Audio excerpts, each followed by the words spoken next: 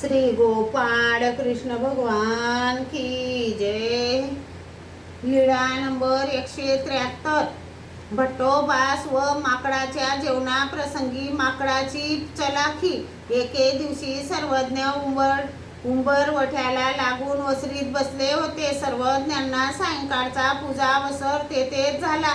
सर्वज्ञ संध्याकाळचे जेवण करीत होते. आधी तूप भात साखर, नंतर दूध भात साखर असे सर्वज्ञांचे सायंकाळचे जेवण होत होते. भट्टोबास आणि माकड गंगेवर जेवण करून आले. सर्वज्ञांनी असा श्रीकर बुडासी घालून भट्टोबासांना प्रसाद दिला, तसाच माकडालाही दिला. भट्टोबासांनी प्रसाद घेतला आणि म्हणाले, प्रसाद किती गोड लागला, पण जीभ काही तृप्त झाली नाही. माकड म्हणाले, हो नागदेवा. सर्वज्ञ म्हणाले, अहो, असे जेवण करून आल्यावर किती वाट्या दूध भात जेवणार?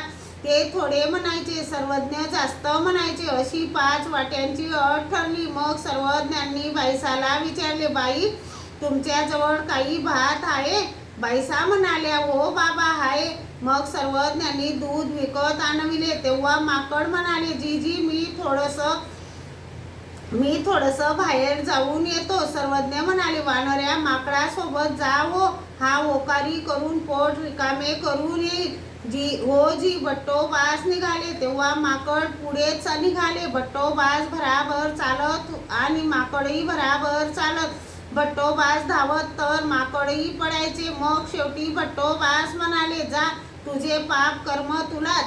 मग भट्टोबास सर्वज्ञांजवळ आले आणि म्हणाले, जीजी, मी पडायचो तर तेही पडायचे, मी चाले तर तेही चालत, मी थांबायचो तर तेही थांबायचे. मग मी म्हटले, जा, पड, तुझे पाप कर्म तुलाच. मग मी परत आलो जी. सर्वज्ञ म्हणाले, तो ते करून आला. माकड बाहेर जाऊन ओकारी करून आले. दोघे बसले. सर्वज्ञांनी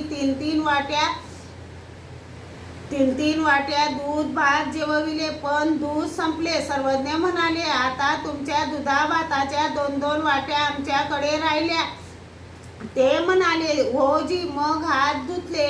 श्री गोपाळ कृष्ण भगवान